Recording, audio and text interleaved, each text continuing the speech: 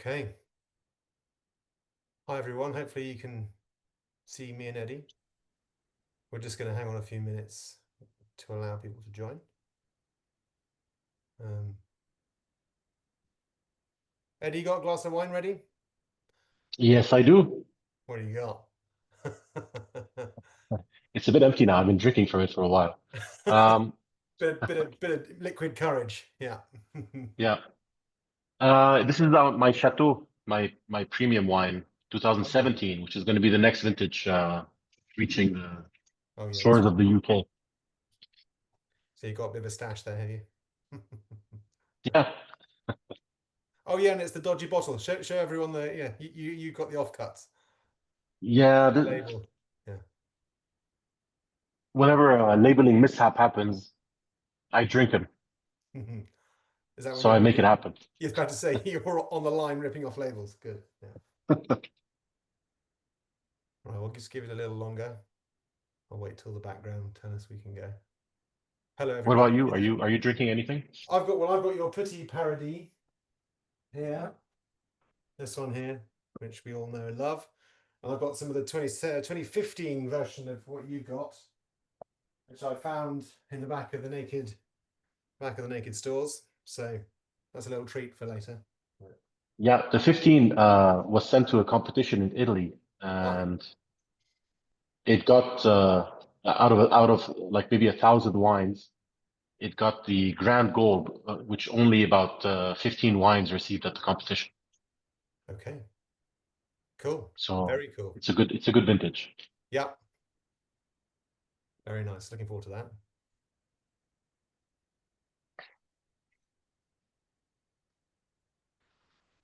Do put in the comments what you've got if everyone's got a nice glass. While we just wait, I'll wait for the go. Oh, I'm having a go now. Okay. So I've been given the go ahead, so we're going to start, Eddie. Welcome everybody. Thanks for joining us. It's been ages since we've done one of this. We were just saying before we went live, this feels like 5 years ago when we were all stuck at home. So I guess it's nostalgic in a funny kind of way, but let's not hark back too much. Um, but yeah, I mean that seems ages ago. And Eddie, I don't know, the last time you did one of these must have been around then, I guess. Yeah, it was. Yeah. Good. Okay, good. Well, so we've got an evening with Eddie. He's going to give us a tour of where he is, talk about some wines, all very informal. If you have questions, do pop them not into the chat, but there's a Q&A option in on the bottom of the Zoom. I actually had to press the little three buttons on the bottom of my Zoom bar to find it, but if it's there, then great. But pop things into the Q&A and we'll address them towards the end. Um, Okay. Yeah, and like I said, yeah, do have a chat with your fellow attendees in the chat box. Share what you're drinking, what you're eating, all of the above. That'd be great. Okay, so we're going to kick off first bit with Eddie's story. So Eddie, for those who are newer to Naked, you've been around for a while now, I think, but just give us a quick rundown of what inspired you to become a winemaker, because you weren't a winemaker originally, right? And what was your moment, let's say? Right. Well, the winery was actually started by my father in around 2004. It was meant to be a hobby for his retirement. Mm-hmm. And around 2009 or so, at the time I was working as a management consultant doing corporate strategy for financial services firms. I gotta say, it's not fun. All right. Um, Yeah, I'm not sure what that is, but great. let's not go into it. Okay. Yeah. Um, but essentially, I suggested to my father, why don't we turn your hobby into a family winery? And he said yes. So I left my job at the time in Dubai and studied winemaking at UC Davis in California. And that's how the journey started. I gotta say, at the time, I was not really a wine drinker. I was more a beer drinker. Yeah. Okay. I don't know if you can see Oh my yeah. collection of Belgian beers, but yeah, I was more a beer drinker. But quickly was Mm-hmm. bitten by the wine bug and fell in love with the world of wine, which is absolutely fascinating. It's endless what you can learn. Oh yeah. Um, Yeah, that's how, I guess that's how it started. Good. And yeah, again, have you turned away from beer entirely, or are you still a No, very no, much? absolutely not. There's a saying, you need good beer to make good wine. So I think I can agree with that. Certainly for me, at the end of the working day, the last thing I want is well, I'm here drinking wine now because I've been to a 6-year-old's birthday party before this and I need something stronger. But generally, a glass of beer is the first choice for me because I've been tasting wine all day. a bit of insider information. When we do blends and we need to cleanse the palate, Mm. we often drink a little bit of beer in between different blends, which helps kind of reset the palate. So not water or crackers or anything like that. No, well, at least I use beer. I don't know. Well, if I've got to drive home from Norwich, I've got to be careful. So perhaps not. But um, good. Yeah. So you joined in 2018, I think, um, which seems well. That doesn't seem like very long ago, really, but actually, it's a lifetime ago. Certainly, with all that happened in between then and now. Can't believe it was then, Eddie. Feels like longer, in the nicest Yeah, possible yeah. way. But It like does. It does. go Oh, on. sorry. You go, Eddie. You go. Yeah. When how I joined Naked was Ray, who came to Lebanon. Um, as part of his Master of Wine Hmm. training, I think. And he tasted, all the wines of Lebanon pretty much. And when he came to taste my wines, I guess he liked it, and he then, wanted to introduce himself as to who he was, which was, Hmm. from Naked. And he told me a bit about Naked and asked me if I'm interested. And I said, absolutely. Hmm. The way Naked operates, which is, it puts Angel's in touch with the winemakers. We're able to get feedback and have a discussion with people drinking the wines, enjoying the wines. Hmm. It's uh, it's a wonderful thing. Yeah. And So, yeah, has that changed the way you make wine? Some of the feedback you've got, or influenced you in that way? of course. I mean, you get feedback. It's a gold mine of information. Mhm. It's kind of difficult to get that otherwise from Yeah. like a traditional business model, let's say. Well, because I guess in the past you would make your wine and send it off on the truck, and that would be it. That's the last you'd see of it, probably. And hope that somebody you meet has tasted the wine and then you get some feedback then. But through Naked, it's direct. Good. Well, I mean that's the nature of the of why we're so unique, I think, and you know hopefully why you enjoy it, to some degree anyway. Um, and obviously you get to come on tour as well and get that first-hand experience. Yeah, that's my first tasting tour was I was blown away. It's just such an amazing feeling, and not just because you get the feedback, but because um, the UK market in particular, people tend to be quite knowledgeable about wine, and um, it makes the exchange that much more interesting for the winemaker. Yeah, I mean and again as a consumer, you can't have that connection with a winemaker anywhere else, really, like that, I suppose, which is cool. Yeah, So Eddie, where are you? I can see a great big chunk of rock behind you by the looks of things. yeah. Obviously, I'm in the winery, okay. and I Are figured you maybe I'll show in the you side of around. are you in the side of a mountain or underground or what's? Yeah, the winery actually was built into the mountain, and here you can see the mountainside exposed. It's all limestone, by the way, Mhm. and this is what allows the winery to breathe. So there's no kind of moldy smell, Mhm. and it allows cold air and humidity to enter the winery. And I'll show you a little bit of where I am. This is where I was sitting at my laboratory. Mhm. It's a bit of a mess, so ignore the mess. But here we have the tanks, the fermentation tanks, and in the distance you can see the press. And here we have Is the barrels. fermentation going on right now, I guess? Yeah, most of the fermentations are done. I have one more tank, one more vineyard I'm harvesting tomorrow, actually. So you that's that and that'll be the end of harvest, will it? That'll be the end of harvest. Yeah. Wow. Well, thanks for joining. Here Thanks for we joining. here we have about 100 barrels. Um, I can stack another two, 300 if I stack them on top of each other. Hmm. But it's a lot easier to work when it's flat like this, so I keep it like that as much as And you possible. have different sizes of barrels there, Eddie, by the looks of things. Yeah, I did some trials. These are like 500-liter barrels, Hmm. but I didn't like them too much, so I went back to 225 and 300-liter barrels. And so I why found the result much better. and why would you why you know for the people listening, what's the sort of the thinking behind different barrel sizes? What how does that change the wine?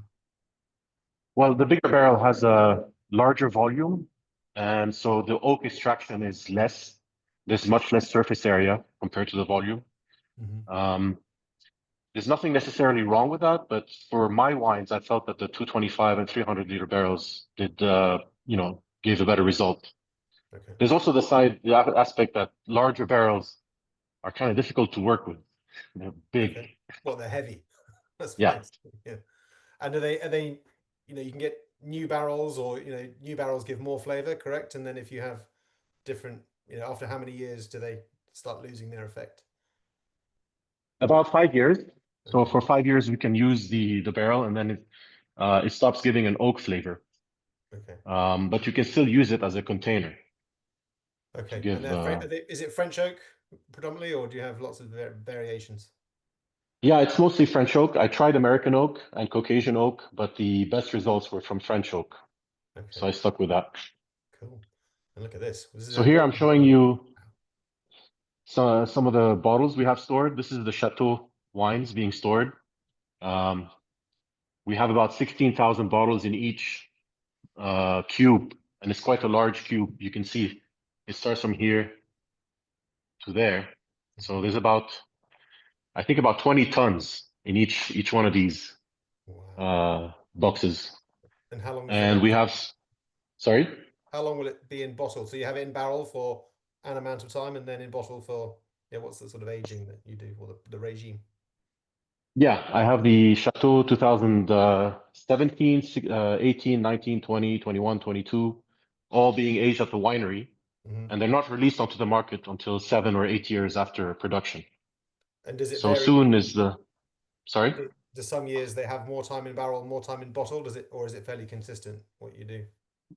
No, it's consistent. I usually keep the Chateau for 12 months in the barrels, and then it's bottled and then aged in the bottle for 7 years or so. Fabulous. Cool. I can see So some yeah, good. I wanted to show you the storage. There's lots of wine, so uh, you guys should drink more. Well, I'm sure this will help if you're, welcoming us into your world. I'm sure it'll have a nudge. That's great. I think we only wanted to do a brief tour, so that's fab. If you do have questions about that segment, pop them in the Q&A, and we'll get to that towards the end of the session. Okay, so yeah, Eddie, let's talk about your wines. Let's um, not in too much detail, of course, but um, you've got more than you've mentioned the Chateau wine quite a few times, but there are other wines in your range that we do. So perhaps should we give everyone a quick rundown of the ones we know and love? I guess. Sure. So we have the Mago. Oh yeah, I don't know if the label's upside down or not. that's good. The Mago was a wine that I made specially for Naked.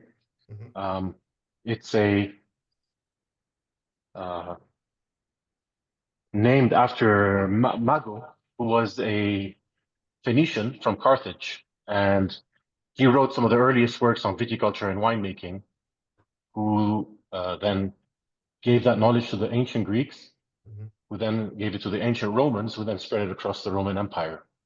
So it's thanks to a Phoenician that the knowledge of winemaking was brought to Europe. Very cool. And the wine itself is, it's something we don't do regularly. It's a sort of parcel wine. Is that right? Yeah, it was. Actually, the 2018 was made to help wineries in Lebanon. A friend of mine who's a winemaker as well contacted me and asked me if I could buy some of his bulk wine. I said, no, not really. But then I contacted Naked and said, why don't we make a special bottle that includes wines from a couple of other wineries who Sure. needed help. And when Naked heard that, they immediately said yes. Hmm. So that kind of shows reflects upon what the philosophy of Naked Wines. It's not just, sell wine and make money. It's about helping people as well. Yeah, which is the most important thing, I think, really, in all of that. I think we sold Yeah, several thousand, didn't we, almost immediately of that wine. I can't remember now, but I yeah. don't remember the We size of it. we shipped I think 18,000 bottles of it. Well, which is a whole lorry load for for everyone's sort of to give them an idea.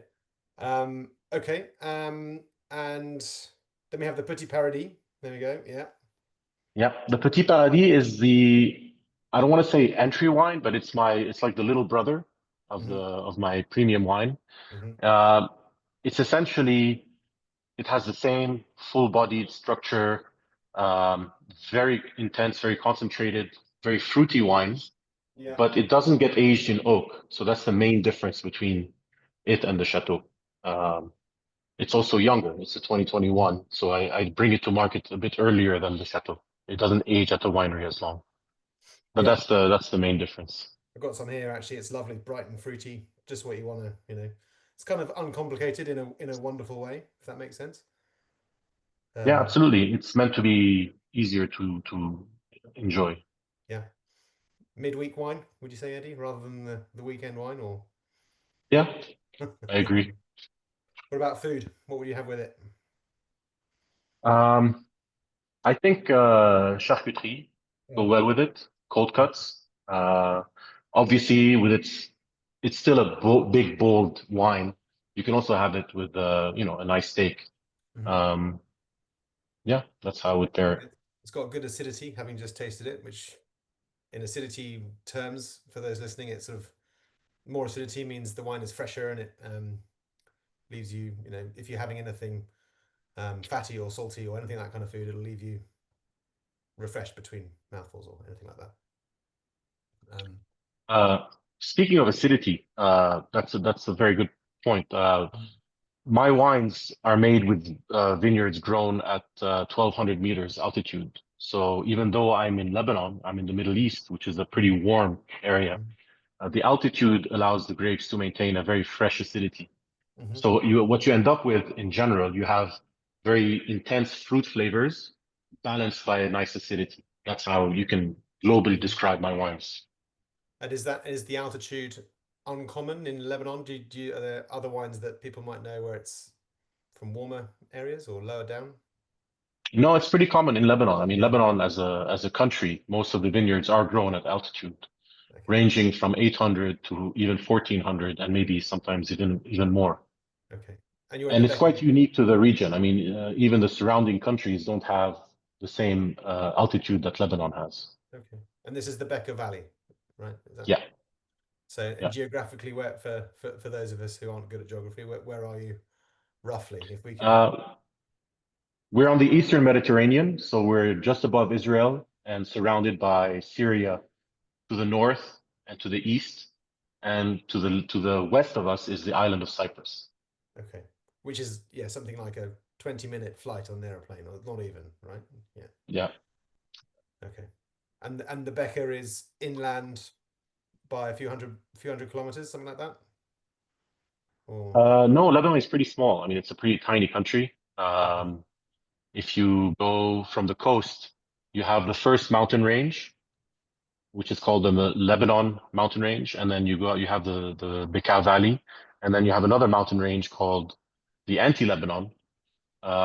And the I think the width of the country is no more than 15, 20 kilometers, Oh, okay, if I'm that's not good. mistaken. Yeah, it's pretty thin. Wow.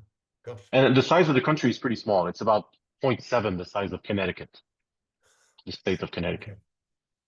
Okay. Okay, I don't know how big Connecticut is, but not big, right? So, cool. And then, well, last but certainly not least, is the Chateau de Canafar. There we go. Yeah, lovely. Yeah, this is my flagship wine. Hmm.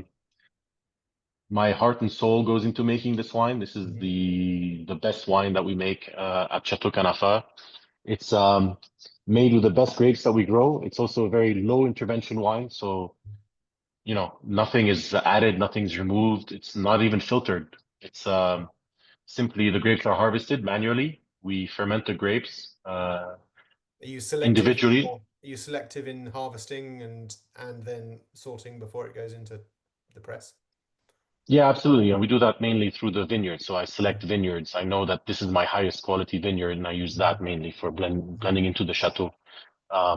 But we ferment the grapes separately. So Cabernet in a tank, Syrah in a tank, Merlot in a tank, Hmm. and we do the blend after that. And to clarify the wine, instead of fining it and filtering it, we let it sediment naturally, Hmm. and we rack it from tank to tank several times to help clarify the wine. So it's what I would call a very low intervention wine. And and you use very little sulfur as well, is that right? Just for Yeah, the I forgot to mention the grapes are grown organically, the wines Mhm. are organic, but they're not certified, so I don't say it on the label. Mhm. And the amount of sulfur that we add is at the absolute minimum. Mhm. For example, as an example, the total sulfites allowed in red wine is about 150 milligrams per liter. Mhm. In my case, the Chateau has maybe 30 to 40 milligrams. Okay. So if you're affected by sulfites anyway, having this naturally made wine is probably going to help you out a little bit.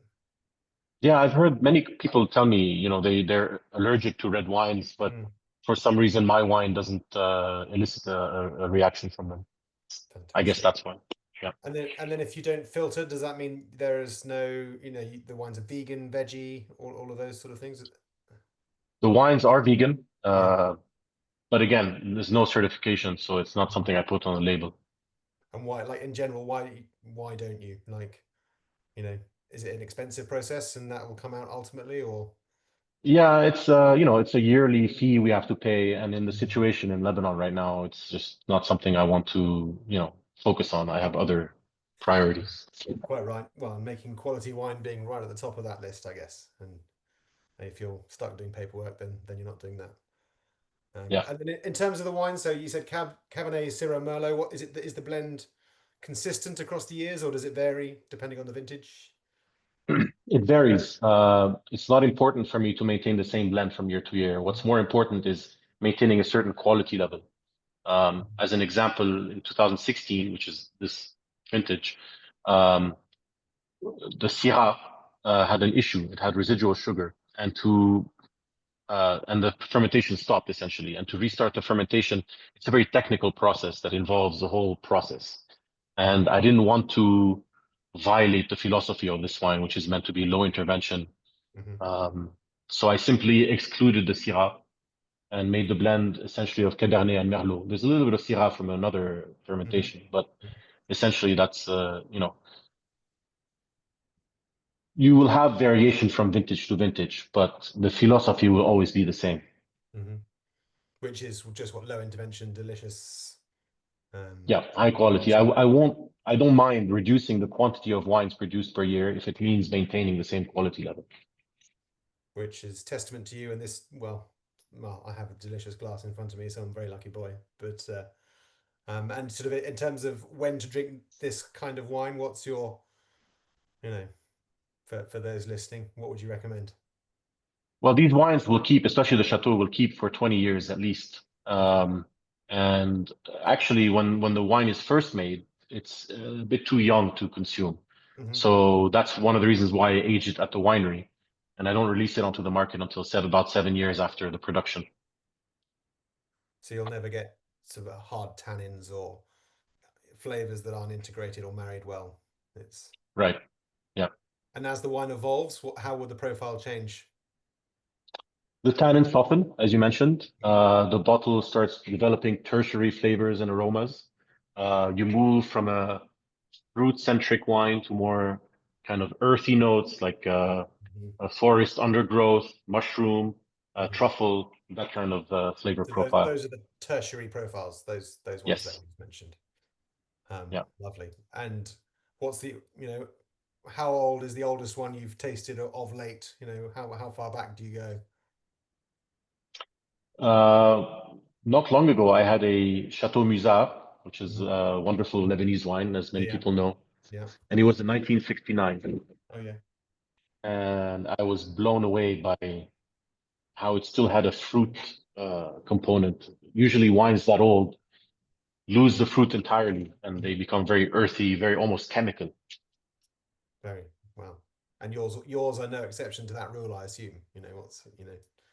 Well, the oldest one I have at the winery is a 2008.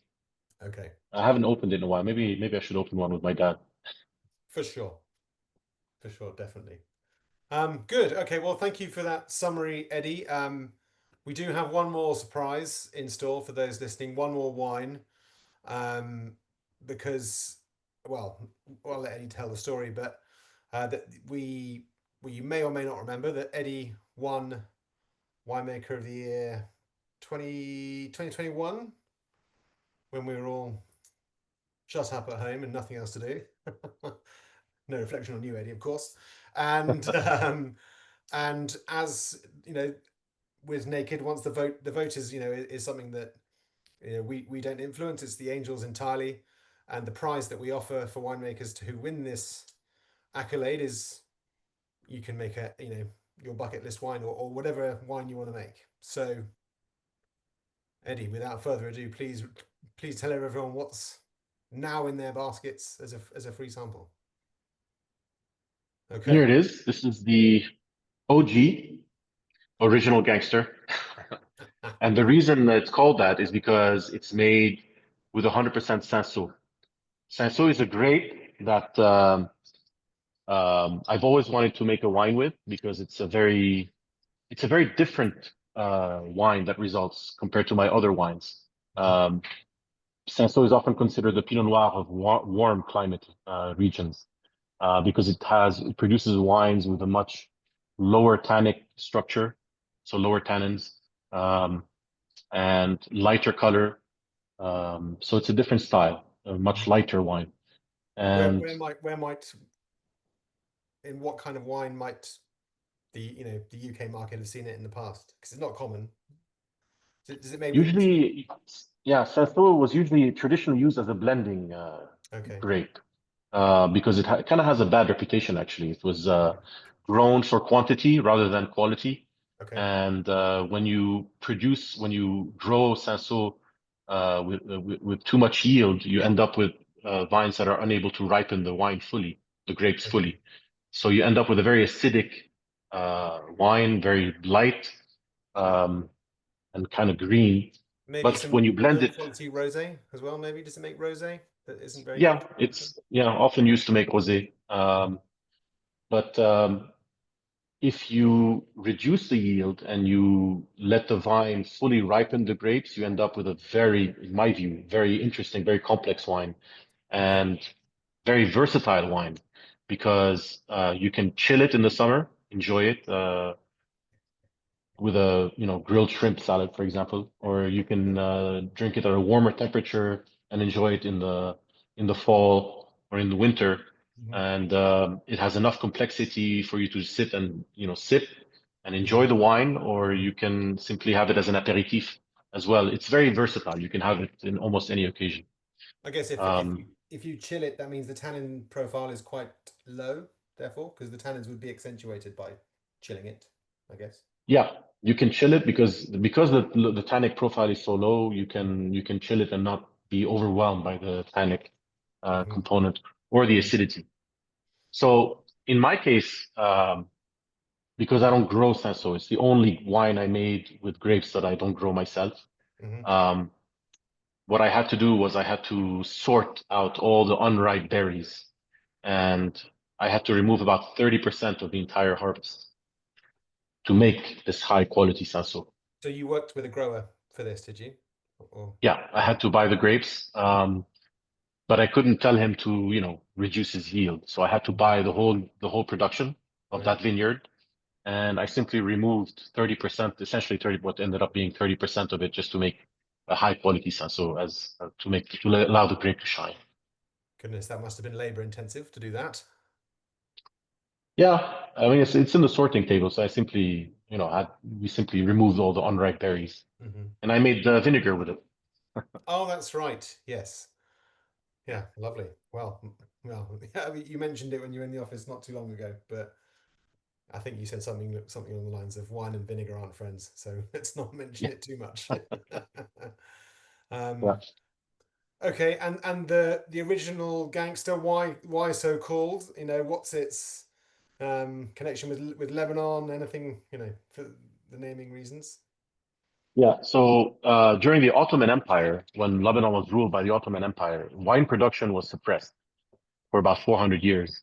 Okay, But once the uh, uh, Ottoman Empire collapsed, Jesuits came into Lebanon and started planting grapes to produce wine and helped revive the winemaking industry in Lebanon. So the modern winemaking industry of Lebanon was revived with the grapes that the Jesuits planted, which was Sanso. okay, So that's why it's called the OG. And the okay, other reason as well is this hasn't been proven, but there's two theories about the origin of Sanso. It's either from the south of France, or another theory states it's actually a very ancient varietal that originated from the Eastern Mediterranean, namely from Lebanon. okay, So I subscribe to the second theory. for sure, for sure.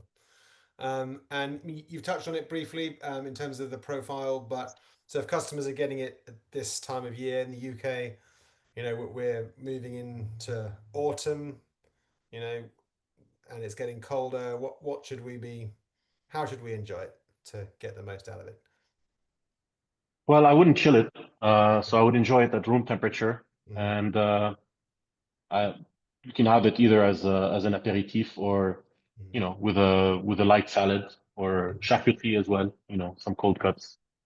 Does it need decanting? Would it benefit from that, or is it something just to crack into and get enjoy straight away? Yeah, Pinot is a grape or a wine that tends to reduce, so the opposite of oxidation. And to counter this reduction, you should aerate the wine to Mm-hmm. allow it to open up and really reveal its Mm-hmm. fruity character. Okay, so yeah, So I'll pour some OG for you.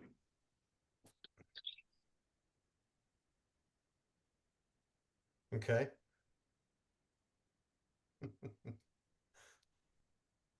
What do you got, Eddie? You're pranking me.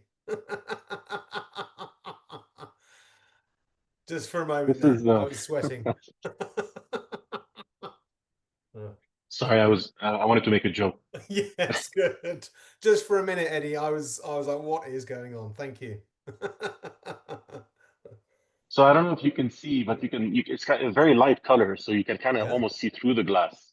Yeah, sort of purpley, lot of purpley hues to the wine. Yeah, it's still a young wine. I mean, this is a 2022, Hmm. and Sanso is actually, when it's well made, I think it's a wine that could age, and it's a big component of Chateau Bizarre, by the way, Okay. which, as we all know, is a wine that can age for a very, very long Mhm. time.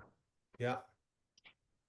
And in terms of you know, people on the call, you've mentioned Musar twice now, which is a very famous wine from the Lebanon, and Hokkar, their second wine.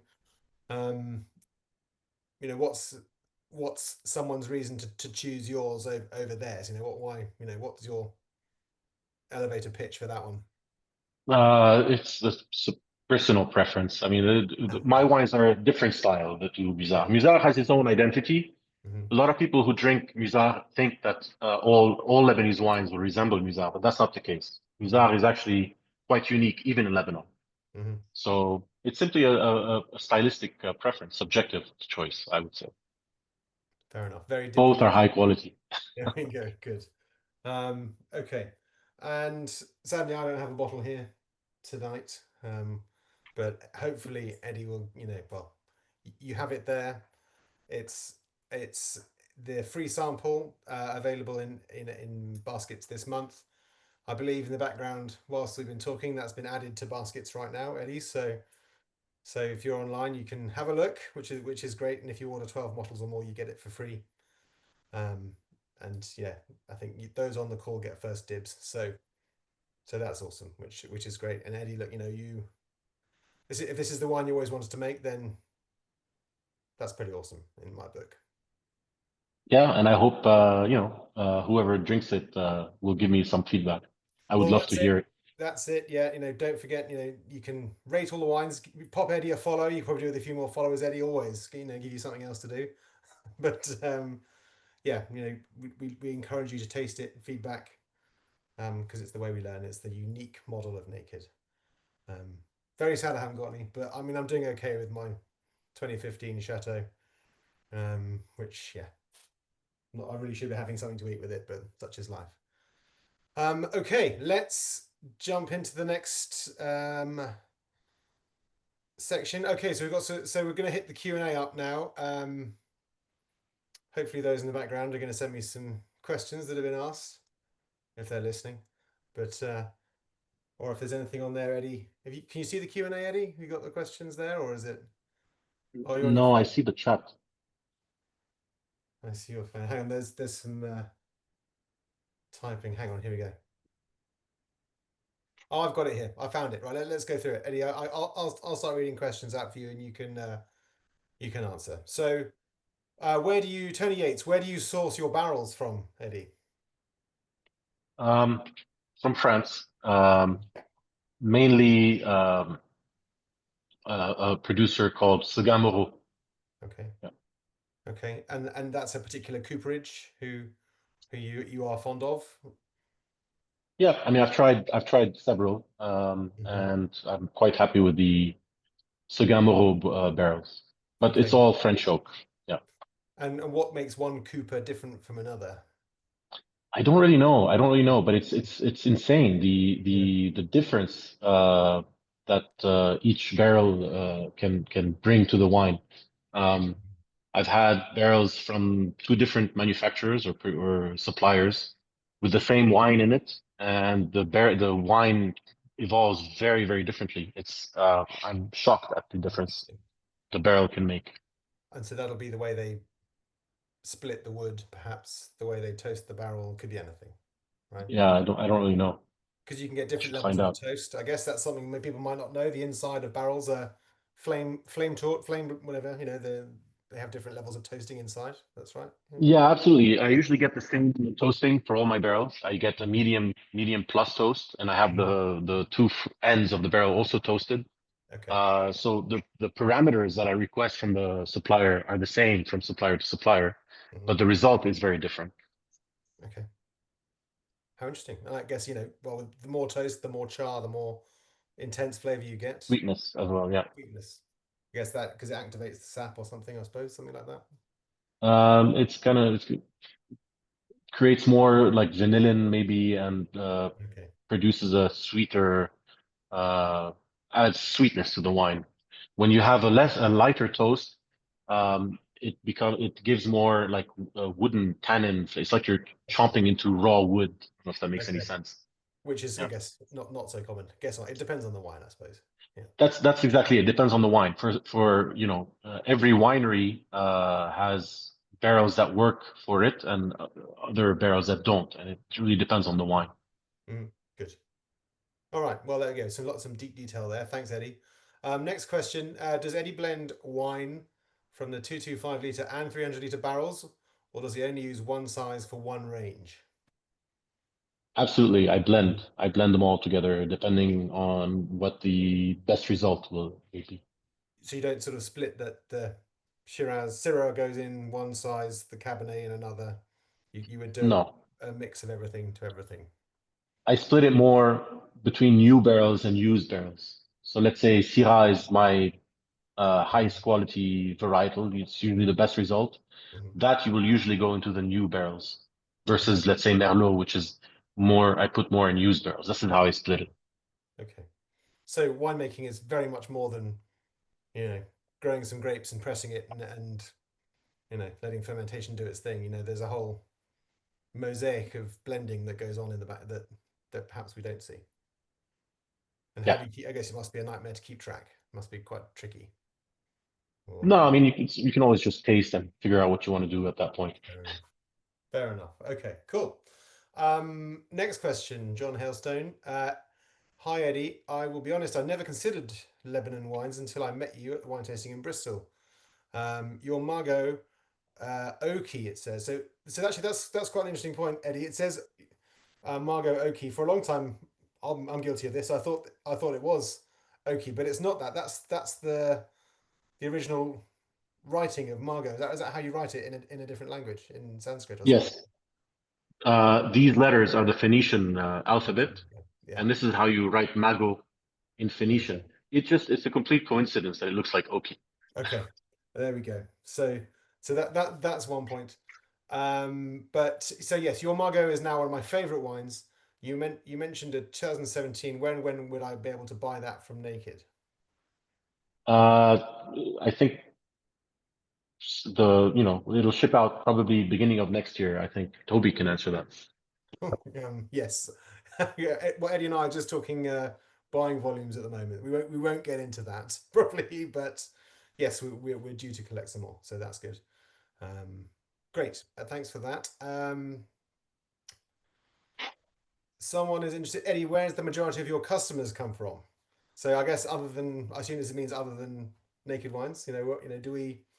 Where else do you sell? And like, what's the sort of, you know? I sell obviously locally and mostly to restaurants, Mhm, not to supermarkets, especially high-end restaurants. mhm. And my primary export market is UK, Yeah. followed by Belgium. And my smaller export markets are Germany, Switzerland, um, a little bit to Hong Kong, like Okay. small amount. Okay. But Naked has a large portion of that, I hope. Well, yeah. It's the largest portion, yeah. Great. That's good to know. Great. Um, any views on the emerging trend that we're seeing in the UK for slightly lower alcohol red? Where do you sit on this from Adrian? Yeah, it's I'm in Lebanon and we have a lot of sunshine. Um, our wines will have higher alcohol than cooler regions. It's just the way it is. I Mm. would be wary of a Lebanese wine that has low alcohol. And I guess further to circle back to your low intervention low intervention ethos on winemaking. If you want low alcohol, you either have to sort of manipulate things slightly. Is that right? Would you say? Yeah, yeah. Or you can harvest earlier, but in my Mhm. case, if I harvest too early, the acidity will be too high. So then I Okay. would have to de-acidify, which is just not part of my philosophy. I don't Okay. want to work the wine to make it work. So I try to make the wine in the vineyard. Fortunately, though, even though Lebanese wines tend to have high alcohol, the other components of the wine are in balance with the alcohol. So you don't necessarily feel, flavor on the palate. You don't necessarily feel the alcohol. You'll definitely Mhm. feel it you'll get drunk. But Yeah. when you taste the wine, you're not going to feel that it's an overly alcoholic wine. Fair enough. So I'm just realizing now that I'm sipping away on the Chateau Canafar, 15.5% volume. Got to Yeah. be careful. Considering I've just been to a kid's party and I had sausage, chips, and beans, I should be careful. But lovely wine. Okay. Um, Question from Julia: when wines are strong, is it terrible to add a spoonful of water to the glass? Um, Drink the wine however way you want. Hmm? It's your personal choice. You can do whatever. You bought the bottle, you can do what you want Mhm, with it. I've had people tell me they like to put an ice cube in the mhm, glass of my Chateau. Say drink it however way you enjoy it.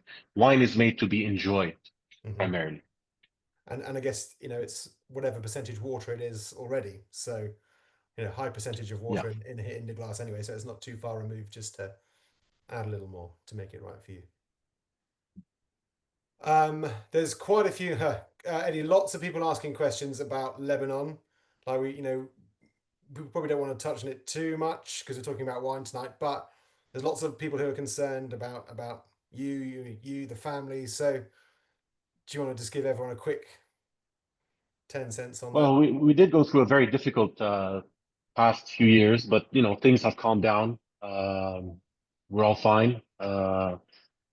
We think the country is maybe finally on the right track in many ways. We're hopeful. In terms of safety, we're all fine. I mean, we're not really worried at this point. Hmm. Economically, the country is suffering, but you know, we will pull through eventually. Great. That's good to know. Nice for us to know, and and you know that us and the angels are always here for you. So, you know, I was WhatsApping you I have to furious. mention, Hmm. I have to mention, it was very much thanks to the support of Naked Wines and the Angels that we are still here. Hmm. It's thanks to Naked Wines that we got through the COVID era and also the economic crash of the country. Um, Honestly, we would not be here if it weren't for you guys. That's awesome.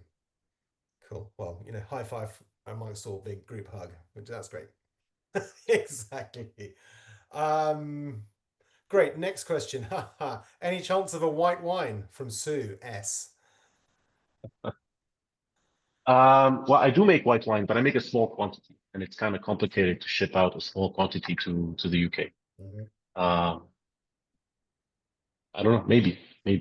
Well, what did you brought me something recently, Eddie? You can probably give them a quick lowdown. Yeah, it was my Sauvignon Blanc. I don't have a bottle here, but it was my Sauvignon Blanc. By the way, I make three white wines, Hmm. uh, and they're all single varietals. I have a Sauvignon Blanc, a Viognier, and a Riesling. People are surprised to hear that we can grow Riesling in Lebanon, but we can, thanks to the high altitude. Riesling is a cool climate, great variety. Only really does well, but because of the altitude, I guess that makes it possible. Yeah. And then, how would you? Let's say, we all know a Sauvignon Blanc. How would that compare? To where would you place it in the spectrum of Sauvignon? Let's say. I've had people tell me they resemble New Zealand, but I don't really feel that. I feel, my Sauvignon Blanc is characterized by very fruity, like tropical fruit aromas Mhm. with a very nice acidity to balance it. So I guess that's how I would describe it. And by the way, a lot of people discovered Chateau Canafar in Lebanon thanks to our Sauvignon Blanc. It's a Oh, huge success. People love it. or because the Sauvignons sold well in the restaurants and the like locally, or because Yeah, I people mean, guessing it. yeah, people would taste, they would come across it and then they would then want to find out more about the winery. Okay, well, if you put some comments in the chat if you think we should look at Eddie's Sauvignon, and we'll go see what the appetite is. Um, okay, a question from Gene and Steve Kendall. What grapes do you grow? Assume you use other grapes from other growers in your area. I think we covered that already, perhaps. So you grow. Yeah, I just very quickly, the whites I just mentioned, the reds, I have Cabernet Sauvignon, Merlot, Syrah, and Tempranillo, which I use to make a rosé. Oh, cool, brilliant. And then the Sanso you sourced from outside, Yeah, somewhere close by, I assume, not too far. it's all from around the village, and you're Okay, not further than 2-3 kilometers from the village, okay. from the winery. So from being harvested to the winery isn't an hour in a truck. It's just up the Yeah, road. Yeah. 10 minutes. Yeah. Okay, perfect. From Tony Yates, how many winemakers are there in the Lebanon, Eddie, would you say? Uh, We have about, including very small, like garage wineries, we have maybe about 70 wineries. But Okay. not all of them have winemakers. Some of them have consultants that work for them. Okay. So maybe 20, 30. Okay, which is not many at all, really, in the grand scheme. I'm surprised. Wow. Lebanon produces about 10 million bottles a year. Okay. And to put that into perspective, Cyprus produces about 30 million. Turkey produces about 70 million. Our neighbors to the south, Israel, produces about 60, I think, million. So we produce only about 10 million. So we're very Okay. small, very rare wines. And you know, I haven't. I don't think I've tasted wines from. Maybe I haven't something from Israel in the past, but Lebanon is a step above in quality. It's more famous, let's say, in the wider market than those other places. Is it the Yeah, I quality? think so. quality and the I may be altitude. biased. Yeah. Well, you said about the altitude, so maybe is that what sort of sets Lebanon apart? Yeah, it's also the soil. Lebanon is comprised, the soils in Lebanon are comprised of 80% limestone, which is very desirable for growing grapes. And to put that into perspective, only about 5% of the entire planet is limestone. Okay, very cool. Um, Katie Williams. I wonder if it's the Katie Williams who works for Naked Wines. Who knows? Um, but with climate change, you know, seeing a change in the harvest times and a change to grape flavors, um, choice This of is, grapes. Hmm, yeah, this is something the whole world is struggling with, and we're not spared from it.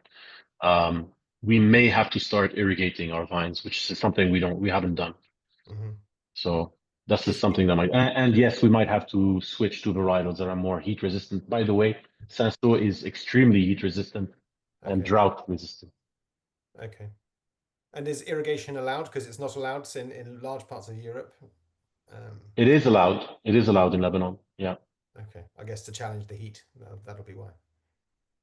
And how would irrigation would it affect the quality? Do you think negatively or? If you over irrigate, yes, you end up with, you kind of dilute the flavors in the wine. But if you do it just right, where you allow the vine to not stress too much, what essentially happens if the vine is too stressed, the grapes become raisins. So Okay, you lose yield, you lose the grapes. If you irrigate just enough at the right time, like not too much, you allow the vine to withstand the drought and the heat without okay. affecting quality. So it wouldn't dilute the wine. It would just Yeah, sort of ensure yeah. correct, yeah, correct quality. I have a message from Julie Bolton. Hi, Julie. Julie, yeah, say hi. Yeah, the great Julie Bolton. Eddie, you're such a tease, Eddie, and I love you for it. Will you play your guitar for us? I know you have I great. don't have it with me. Oh, are you sure, Eddie? Yeah, I don't have it. Oh, look at it there. Maybe one for next time. You could serenade us out. Um, I drank too much. Yeah. yes. Perhaps you can put a you know, play something in the vines and post it on social for us. How about that? Yes, I'll do that. Yeah. Okay. An anonymous question: how is working with your father evolved the winemaking process and your relationship? it's, it's a loaded Uh, question. yeah. Working with family is very difficult. I'm sure everybody knows that.